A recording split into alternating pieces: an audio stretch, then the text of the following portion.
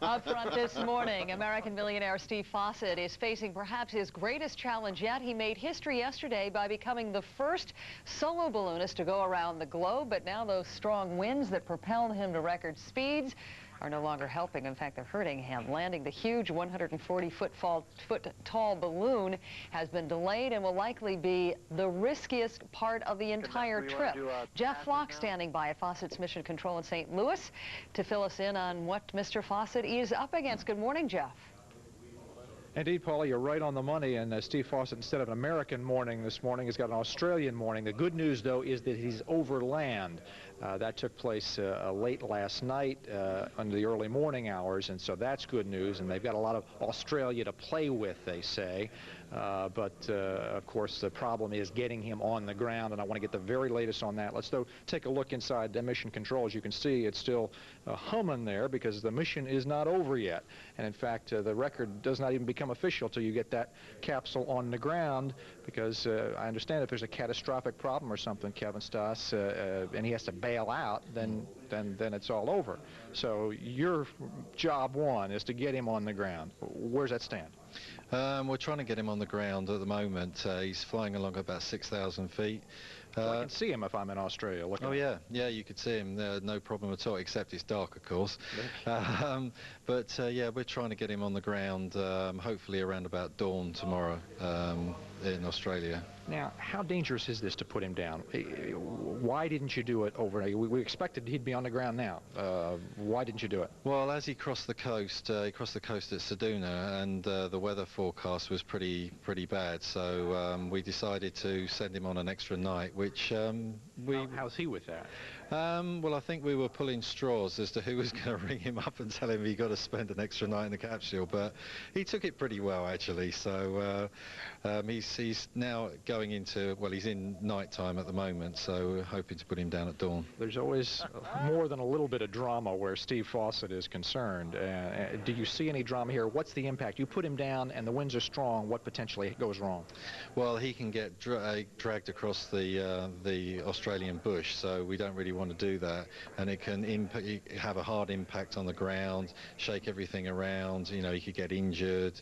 I mean, all sorts of problems. So that's why we decided to put him down at dawn. How's everybody holding up here? Obviously, you're getting more time here at Mission Control than you had intended. How's everybody doing? Doing all right. I mean, Barry and I haven't had much sleep over the past 24, 36 hours, but we're all in pretty good shape. But we're buoyed up by the fact that, you know, he's actually done it, and the last bit of the mission is just around the corner. Okay, Kevin, I appreciate the Thanks, time. Jeff. Thank you, sir. I'm going to let you get back to it. Paula, that's the latest from here. Of course, we'll continue to watch it. It's going to be a while, though. Another many hours to go. Steve Fossett in the air before he gets on the ground. Really made our decision, that we based our decision on. So nothing to do with the fact that in Australia that dawn was actually the 4th of July? No, I know that a lot of people will probably think that, but it was actually a decision that was based on the weather, but it was great. I mean, you know, Steve landing on the 4th of July was very fitting. Now, we followed his previous attempts, of course. What was it that made the difference this time around on the 6th attempt? Well, I think, you know, there's varying factors. Steve built a bigger balloon. He had more oxygen because he had oxygen problems last time. And, you know, he's learned from different things. You know, we had a lot of luck. We had some good meteorologists. And it was just a good team effort. Kevin Stoss at Mission Control in Missouri. Thank you. It's Mission Control at Washington University, cheering the news of that landing. Hours before Fossett touched down, the balloonist had to leave his capsule in freezing night temperatures to put out a fire. The 58-year-old admits he was nervous until the minute he finally made landfall.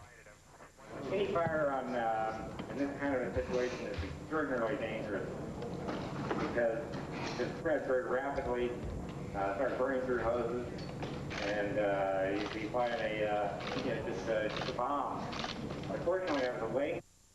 Well, it is a success, of course. Just the same, Fossett says today's landing was the worst of his 6 flights.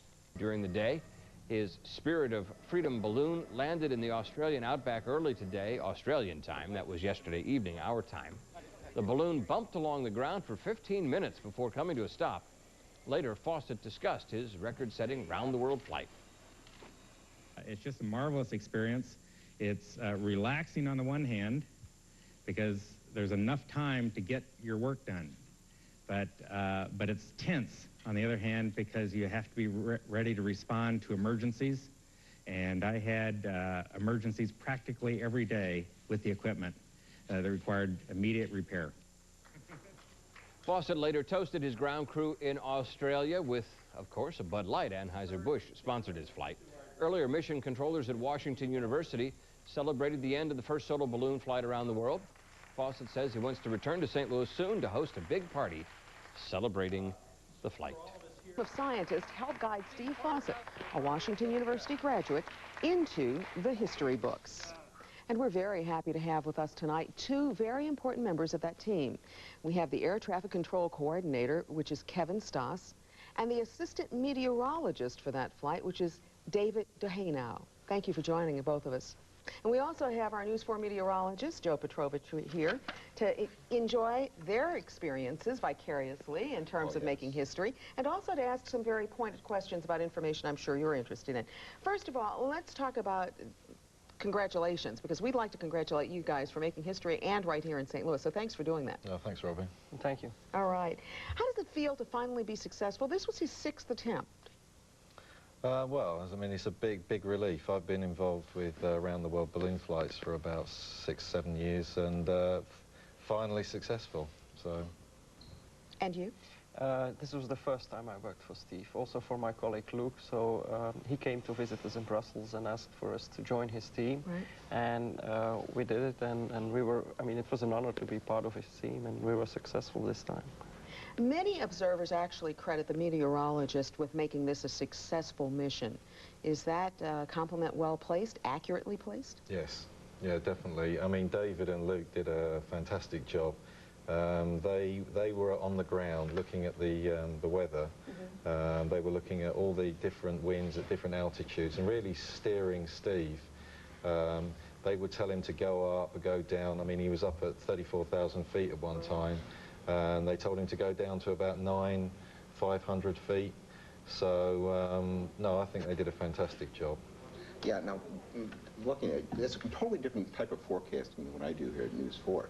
I do it for a small area in the country. You're doing it not only for the world, but also for a moving target. I mean, the forecast area moves throughout the day. Yeah. Sometimes he was moving at speeds of up to 200 miles an hour, as we understand it. That's correct. So what type of things do you look at to forecast on a moving target? Well, of course, you have to have a good global forecast model, and we prefer to use the United States global aviation model, which is very good. And we also try to anticipate the problems at least 2 or 3 days ahead. So when we thought there was a chance of thunderstorms or severe weather, we immediately run our trajectory model and try to look for solutions to avoid the bad weather and the thunderstorms.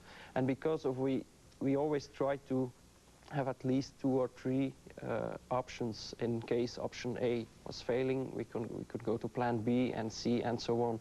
So the main goal was never to take any risk with Steve's life and not jeopardize his life or the flight. And then if we were sure that he was in safe conditions, then we started looking for the fastest winds and to guide him around the world. But it's kind of, sometimes I mean, it was in the southern hemisphere. That's also a hemisphere which is not that easy to forecast for. But sometimes you start forecasting for Australia, and then you go to the Pacific, to the Andes, to all the other, to the Atlantic, Africa, and the Indian Ocean. So you have to keep a little on track on what's happening, not only at one place, but also in the other part of the world. So how long did you actually study the southern hemisphere before going and taking on this task? Well, Luke and I were busy with that. We started 2 years ago, not because we knew Steve would ask us, but we knew somehow, we knew there were rumors that balloonists wanted to fly in the southern hemisphere. And because we already did balloon forecast in the northern hemisphere, also sometimes in the southern hemisphere, but never around the world attempt. So it was very important to know the characteristics of the southern hemisphere. But additionally, the forecast models also improved on the southern hemisphere. So that, I mean, that was a big point for us also. So I would like to congratulate the scientists also, because without their help, it would not be a success. Kevin, you seem to have, and I visited Mission Control, you seem to have a very fluid situation, as you said, all the time changing. For example, I witnessed when you thought the day before he touched down that he was going to go back to Australia, take the boomerang back to the mayor, and then over time you had to change that. Just how fluid was it? Just how spur of the moment are those decisions? Well, that was a difficult time in the flight because the balloon was going southeast over the Indian Ocean, and we knew through David and Luke's forecast that the thing was going to swing up to the north, but it just took so long. And I've probably got to apologise to everybody in Australia because I think I had 300 different questions about where it was going to land, and I gave 300 different answers. And they were waiting for him anxiously, and they were going to celebrate. I know. And it was, you know, it's one of these things, is that if you get a shift of about a couple of degrees in heading over a long track, that can be hundreds of miles, but once it established on a northeasterly track, we were pretty sure that it was going to land in Queensland. So this happened just days before the 4th of July. Any specific impact that has on either of you?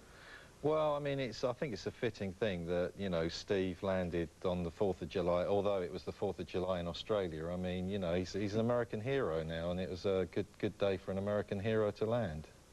Okay. Yeah, you know, you always have the what-ifs. What ifs if he landed in the middle of the ocean?